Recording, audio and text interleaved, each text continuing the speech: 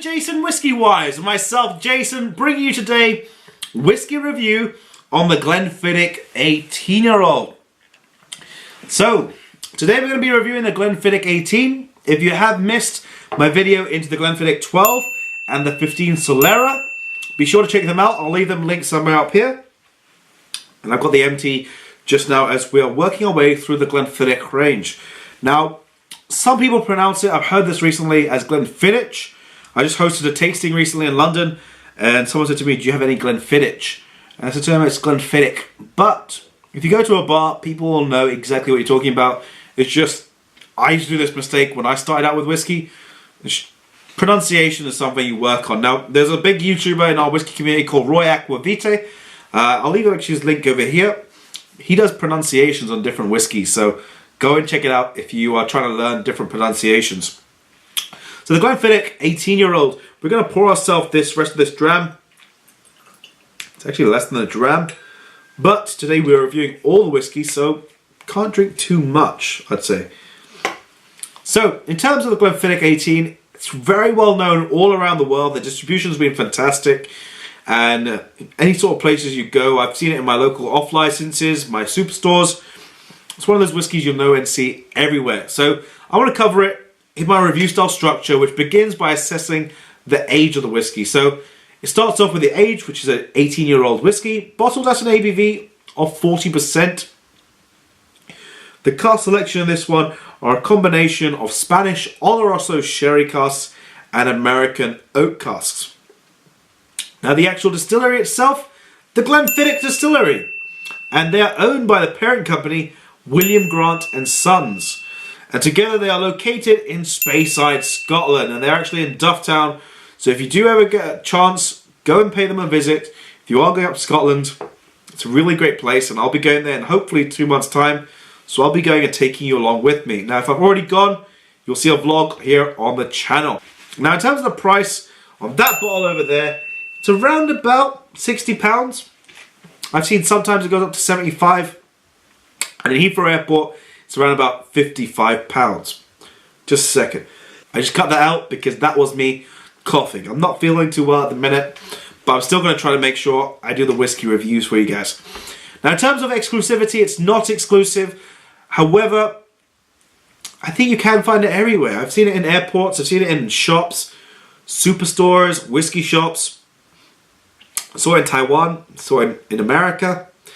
It's not exclusive. And in terms of caramel colouring, well, I'm not too sure because at 40% it is questionable. However, I'd say this is like a rich gold, a copper gold, I'd say, on the actual appearance. So we assess the colour. Let's next assess the nose. Into the nose, guys. Now to begin on the nose for the Glenfiddich 18, I am getting a very sort of rich oaky presence. Almost like that rich oaky body. But it's accompanied by these sort of nice drying out vanilla pods, giving you that very nice creamy, soft, rounded vanilla flavours, and sort of almost like pears that are lingering behind it. Very interesting. It's almost like if you've taken a pear, you've sliced off the skin, you put it into a pan with brown sugar, and you're caramelizing it just enough so it's just turning brown, but the nice sweet aromas are released. The sweetness from the sugar as well. The fruity aspect. A little bit of apple in there as well. This is more like a red apple actually. And all these flavours are sort of mixing together with a soft, gentle spice. It's actually not over the top. If I had to say apple separately, it's like a toffee apple. It's got a very nice sweetness and an apple character. But the spice on this one on the nose, so gentle, it's so rounded that it can be even sometimes undetectable. So, let's next move into the palate and see what we can discover on the palate. Slaja. So now to begin on the palate for the Glenfiddich 18. Lots and lots of vanilla to begin. If any of you have got vanilla extract at home, and if you've ever done baking, it's like you've taken vanilla extract and you poured a bit on a spoon and you've taken a sip of it. Getting a very rich vanilla. Not so much oaky on the palate. It was oaky on the nose, but nothing on the palate.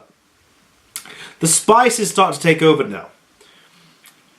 Like a gingerbread spice. The ginger mouth-warming character. The sweetness combined with it. Add to that mouth-warming aspect. But it's almost even like mouth-watering. It's actually making me want to have a second sip, which is really cool. It's got a little sweetness which is accompanied over there as well. And it's like that melting brown sugar. But I'm thinking more on the lines of chocolate. And those fruity aspects coming in now. Raisins, those sultanas. You know what I'm going to say? I'm actually going to go with along the lines of milk chocolate with raisins, but with dates and sultanas on the side.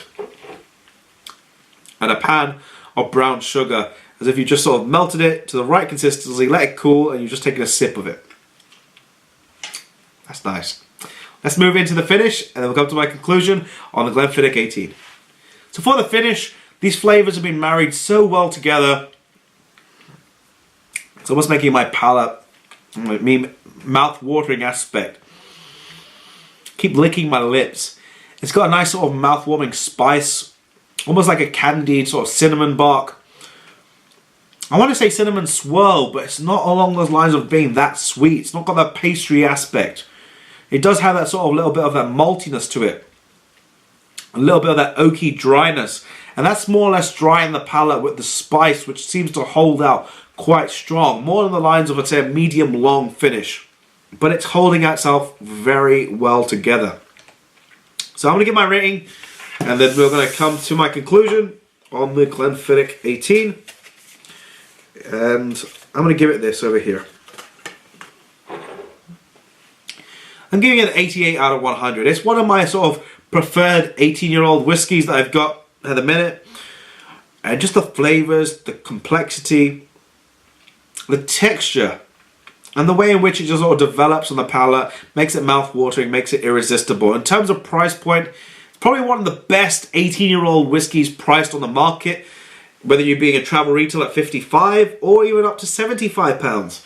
It's within a very good price range. Because I know nowadays a lot of 18-year-old whiskies are like £100, which I think is just ridiculous.